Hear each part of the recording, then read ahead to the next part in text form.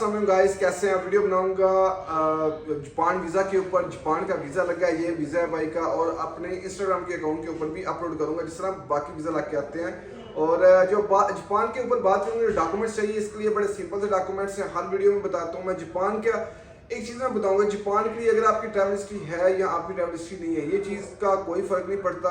और समटाइम हमने देखा कि जापान का वीज़ा उन लोगों का रिफ्यूज़ हो गया जिनके पास यूएसए का भी वीज़ा है, इसलिए जापान के वीज़े के लिए ये चीज़ फर्क नहीं पड़ती। दूसरी चीज़ मैं अगर बताऊंगा कि वीज़ा स्टेटस आपका मैटर करता है किसी भी कंट्री के लिए, किसी भी हाई कंट्री के लिए। अगर मैं जापान को देखूं तो जापान एक ऐसा नॉर्मल कंट्री नहीं है, ये G8 में कंसीडर होता है, और G8 कंट्रीज जो है इनके वीज़े स्ट्रॉन्ग होते हैं। और इसके ट्रैवल करने के बाद आपका जब, क्योंकि अगर हम देखें ये अभी वीज़ा है, और जब ये यहाँ से ट्रैवल करके आएंगे तो इसके ऊपर एक लैंडिंग परमिशन का स्टिकर लगता है, और बड़ा प्यारा सा स्टिकर है। जब जापान का ट्रैवल करते हैं उसके बाद आप किसी बड़े कंट्री का वीज़ा अप्लाई करते हैं तो वहाँ पे इस वीज़े की वैल्यू है, और इसकी बेस के ऊपर आपको नेक्स्ट करने का भी वीज़ा मिलता है। जो बंदा जापान जैसे कंट्री में नहीं रह के आया जहाँ पे एक हाई सैलरी है, मीन जहाँ पे हमारे, अगर मैं देखूँ तो पाकिस्तानी एशियंस हैं, इंडियंस हैं, पाकिस्तानी हैं, जो मोस्टली हमारे लोग वहाँ पे जाते हैं और जाके वापस नहीं आते।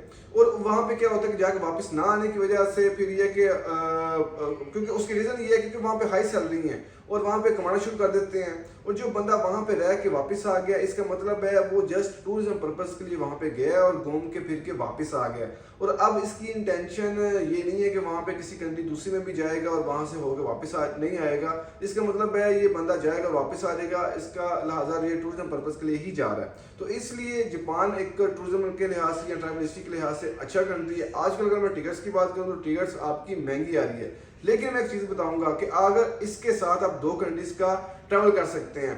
एक तो जापान का वीज़ा आपको मिल गया, 3 महीने तक ये वैलिड है। एक और वीज़ा है, वो है फिलीपीन। अगर फिलीपीन की आप फ्लाइट लेंगे तो फिलीपीन की फ्लाइट आपको टोक्यो की फ्लाइट लेंगे तो वाया मनीला आप फिलीपीन तो जापान आप जा सकते हैं। एक तो आप एक टाइम में दो कंट्रीज का ट्रैवल हो जाएगा, दूसरा आपका जो है ना वो टिकट भी आपको सस्ती पड़ जाएगी, क्योंकि आजकल टिकट बहुत ज़्यादा महंगी पड़ी है। तो इसी जिस तरह हम लोग देखते हैं, प्लान बनाते हैं, रूट्स बनाते हैं ट्रैवल हिस्ट्री के लिए, हम लोग रशियन कंट्रीज में जा रहे हैं, रशिया का ट्रैवल कर लिया एक साथ, कजाकिस्तान का, किर्गिस्तान का, उसके बाद उज्बेकिस्तान का, ताजिकिस्तान का या मंगोलिया का, हम एक ही साथ ट्रैवल कर सकते हैं। तो इसीलिए अगर हम दूसरी साइड पे जाएं, हम लोग साउथ अफ्रीका का या हम लोग इजिप्ट का, एक ही साइड ट्रैवल कर सकते हैं। तो इसके साथ दूसरी कंट्री अगर उस साइड पे देखें तो मलेशिया साथ में इंक्लूड कर सकते हैं, या आप थाईलैंड इंक्लूड कर सकते हैं, या आप सिंगापुर इंक्लूड, लेकिन सिंगापुर का ई वीज़ा है तो इसलिए मैं कंसीडर नहीं करता कि आप सिंगापुर को आप सिंगापुर में जाएं, क्योंकि स्टिकर वीज़े, जो बंदा ट्रैवल हिस्ट्री में चाहता है तो उसका फोकस होना चाहिए कि वो अपना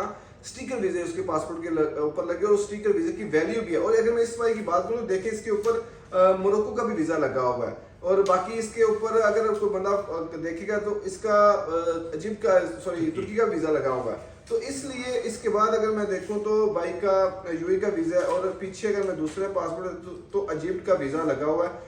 तो ये है कि आप स्टिकर वीज़े दिख रहे हैं, क्योंकि स्टैम्प वीज़ों की वो वैल्यू नहीं होती जो स्टिकर वीज़ों की वैल्यू होती है। तो इसलिए आपने जाना है तो आप दो कंट्री का ट्रैवल एक साथ कर सकते हैं, एक तो जापान, दूसरा आप फिलीपीन को साथ में इंक्लूड कर सकते हैं। और फिलीपीन का वीज़ा भी कोई डिफिकल्ट वीज़ा नहीं है, तो इसलिए आपका टाइम भी बचेगा, एक टाइम में दो कंट्रीज के ट्रैवल भी हो जाएंगे और आपके पैसे भी कम लगेंगे।